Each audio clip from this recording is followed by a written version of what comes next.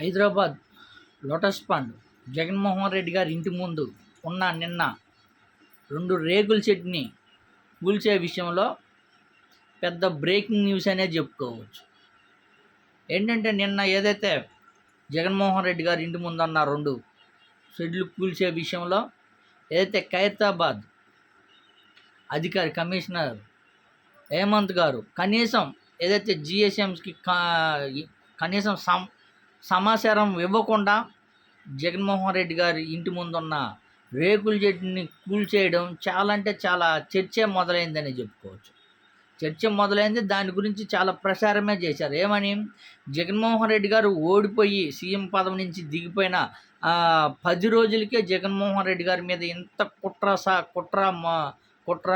ఇంత కక్ష సాధింపులు మొదలుపెట్టారు. అప్పుడే ఏదైతే ఏపీలో టీడీపీ పార్టీ అరాచకాలు సృష్టిస్తున్న విధంగా మళ్ళీ తెలంగాణలో కానీ రేవంత్ రెడ్డి గారి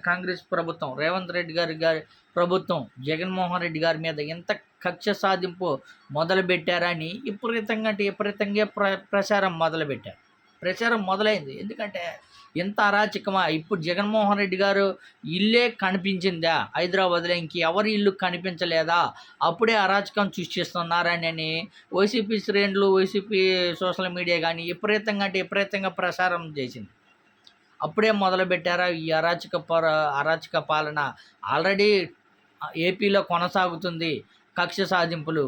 అదేవిధంగా తెలంగాణలో కానీ అదే కొనసాగించే విధంగా జగన్మోహన్ రెడ్డి గారి ఇళ్ళని కూల్చే విధంగా చేశారని విపరీతంగా దానికి అధికారులు ఏంటి అసలు ఏం జరిగిందని సమాచారం మొదలుపెడితే కనీసం కూల్చేసేటప్పుడు ఏదైతే ఖైరతాబాద్ అధికారి కనీసం సమాచారం జిహెచ్ఎంస్కి సమాచారం కానీ ఇవ్వకుండా ఎలా కూల్చేశారా అని దాన్ని ఆరా తీసి ఆ అధికారిని ఏదైతే కూల్చేసిన అధికారిని ఏదైతే బదిలీ చేయడంగా జరిగింది. అసలు ఎలా జరిగింది, దీని వెనకాల ఎవరున్నారు, ఎవరు దీన్ని రెచ్చగొట్టిపించి ఏ అధికారులచే కూల్చేపించారనే విధంగా చర్చ అయితే మొదలుపెట్టారు. దానికి సమాచారం ఇవ్వకపోవడంతో ఆ అధికారిని బదిలీ చేయడం, ఇలాంటి సంఘటనలు మళ్ళీ జరగకూడదు, ఏదైతే ఉంటే అది ముందు సమాచారం ఇచ్చి